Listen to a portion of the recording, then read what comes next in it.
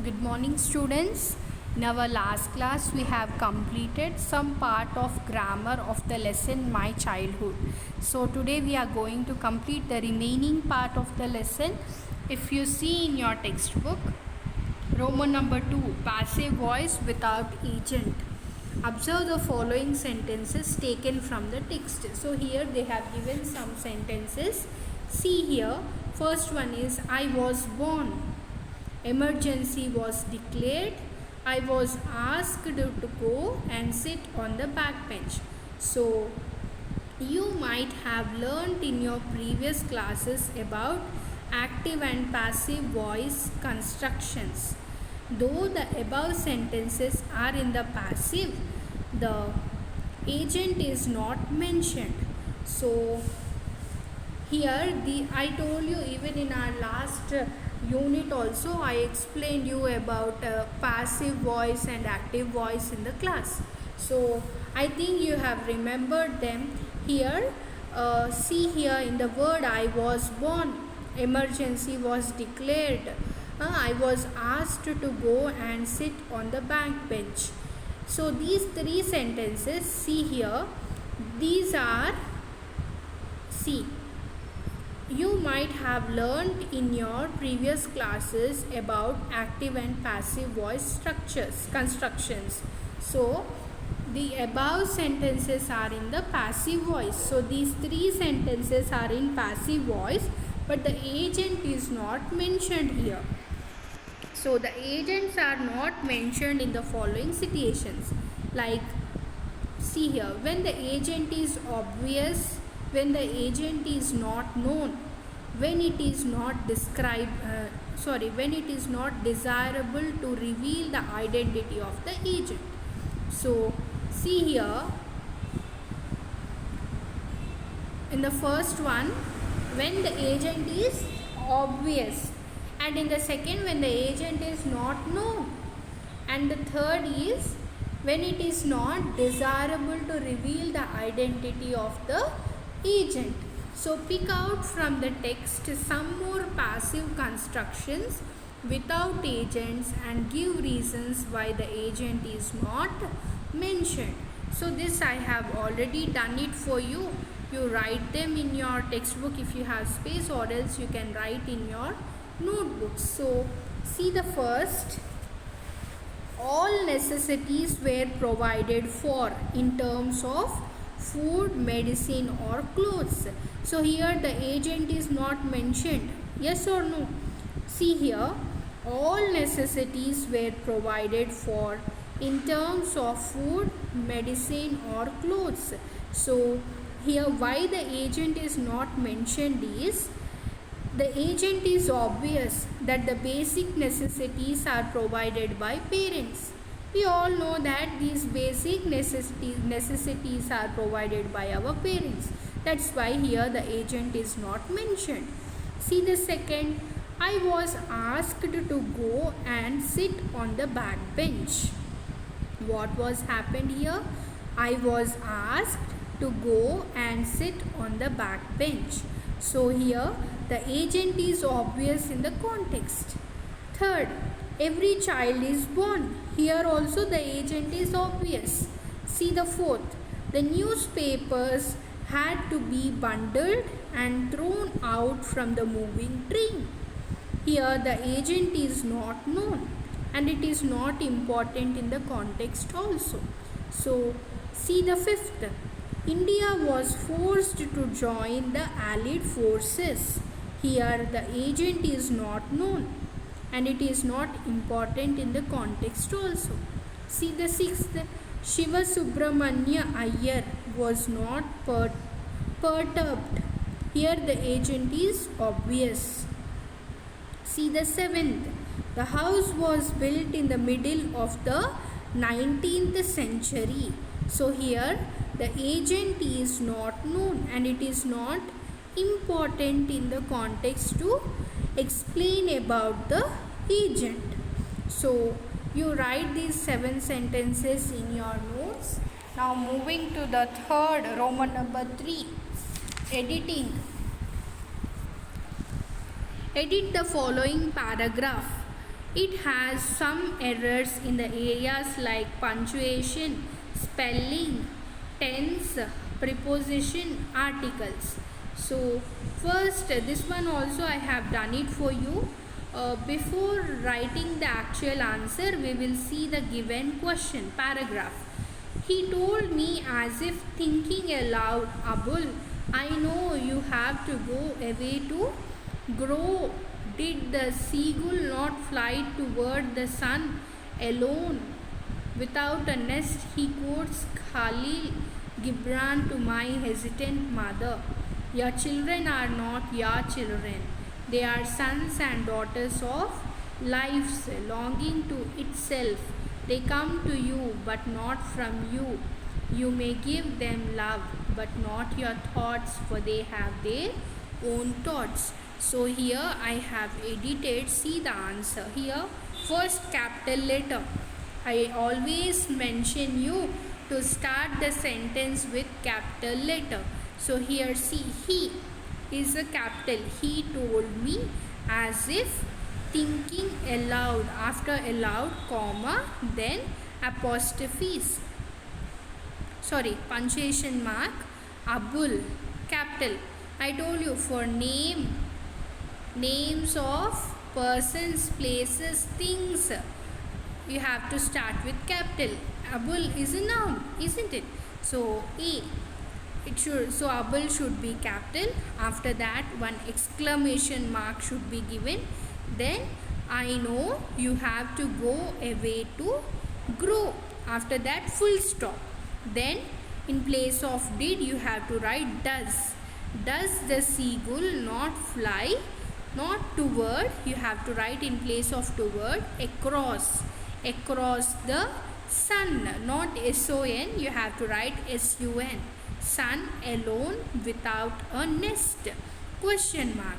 And you have to complete that, close the punctuation marks. He, again you have to start with capital H. He quotes Khalil Gibran to my hesitant mother. Again full stop. After that, start punctuation mark. Then your, capital Y. Your children are not your children, full stop. Again they, capital T. They are the sons and daughters of lives. After life, L-I-F-E apostrophes S, lives longing to itself. Then full stop. Then you have to start with capital. They come through. They come through, not come to. In place of to, you have to write through. You, but not from you, full stop. Again start with capital Y. You may give them your love. Give them your love, but not your thoughts, full stop.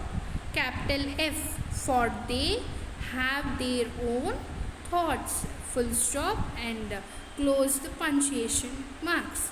So I think you have understood the difference between the upper paragraph and the edited one. I think you can recognize the difference and make sure you write them correctly without any mistake. Now moving to writing part, see the Roman number 1, diary entry. Imagine that you were one of the students who witnessed the humiliation done to Kalam in the classroom. Reflect on the incident and write your emotions in your diary. So this one is a diary entry which you have to write by your own. So what you have to do, you have to imagine yourself as one of the student who has witnessed, means while Kalam was humiliated in his classroom, in that situation even you were also present. Imagine like that, and you have to write on the incident and your emotions on that incident in a diary. That is your homework. Next is In the lesson, Kalam gave a brief description of his heritage. Kalam says, I don't recall the exact number of people she fed every day, but I am quite certain that far more outsiders ate with us than all the members of our family put together. This shows the heritage of hospitality and kindness. Kalam says events from Ramayana and from the life of the prophet were the bedtime stories my mother and grandmother would tell the children in our family. This shows the heritage of secular spirit. So, what they are asking you to do here, read the entire text and identify the aspects reflected to the heritage of Kalam and his village. So, this is another homework. You have to read the whole text and you have to identify the aspects which relate to the heritage of Kalam and his village. Okay, this is also another homework for you. Now, third, here is a letter that Moses wrote to his friend Ravi from the United States of America. Imagine yourself as Ravi and give a reply. So students, here I was unable to edit the text letter here. If you see in your textbook, you can find the written letter. So I'll just read it for you. St. John's Enclave, 5-7/9, St. Paul's Avenue, Washington, D.C., June 27, 2013. Dear Ravi, I am really excited to write to you after a long time. Hope this letter finds you in a cheerful mood. Here is some good news for you. That means I would like to visit India sometime between October and November and stay there at least for a month. Would like to visit your place. Since I am coming to India for the first time, I would like to know about the people, their way of dressing, the food they take, the festivals they celebrate, the music and dance they like, etc. In fact, I have read about Indian culture through books and internet, but I would like to have some authentic information from you. Hope I can hear from you soon. Convey my greetings to your family. Yours lovingly, Moses Bridge. To Ravi K, son of Bose, house 10-92, Narayanguda, Hyderabad, India, 5,29,000. So this is the letter written by Moses to Ravi. So what he was asking Ravi to write about the information about the lifestyle, food, dressing of Indian culture. So though he have read about Indian culture through books and internets, he wants some authentic information from Ravi. So he asked him to write a written reply letter to him. So the homework for you is you have to give a reply. You have to imagine yourself as Ravi and you have to write a reply letter to Moses. This is your homework. So what is your homeworks for today? First one, you have to write a diary entry. You have to imagine yourself as one of the student of Kalam, means one of the student in the classroom when Kalam was humiliated, and you have to write your reflection on the incident and your emotions about the situation. That is first homework. Second, what you have to do is you have to read the entire text and you have to identify the aspects related to the heritage of Kalam and his village. That is your second homework. And the third is you have to write a written reply letter to Moses. You have to imagine yourself as if you are Ravi and you have to write about the Indian culture and heritage in your letter by replying to Moses. That is your third homework. Next is listening.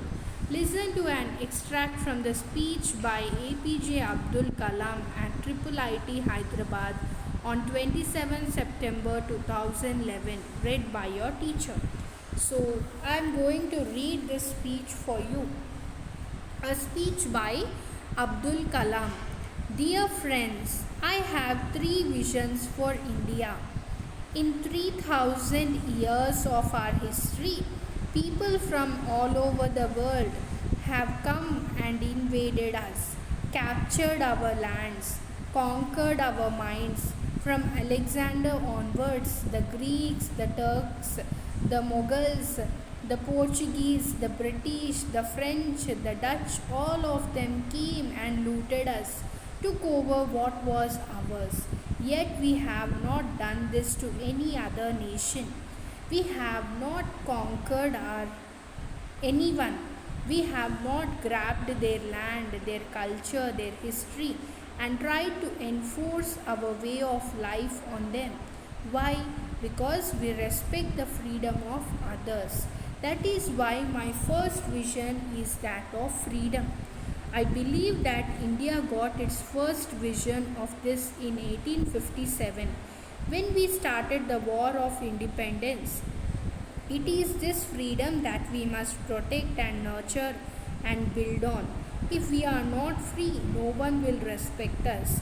My second vision for India is development. For 50 years, we have been a developing nation.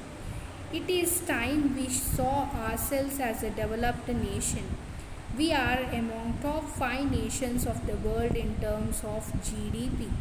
We have 10% growth rate in most areas. Our poverty levels are falling. Our achievements are being globally recognized today. Yet, we lack the self-confidence to see ourselves as a developed nation. Self-reliant and self-assured. Isn't this incorrect? I have a third vision. India must stand up to the world because I believe that unless India stands up to the world, no one will respect us. Only strength represents strength. We must be strong not only as a military power but also as an economic power. Both must go hand in hand. My good fortune was to have worked with three great minds, Dr. Vikram Sarabhai of the Deputy of Space, Professor Satish Dhawan, who succeeded him, and Dr. Brahm Prakash, father of nuclear material.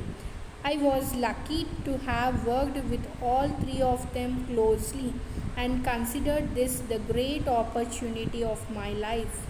Why is the media here so negative? Why are we in India so embraced to recognize our strengths, our achievements? We are such a great nation. We have so many amazing success stories, but we refuse to acknowledge them. Why?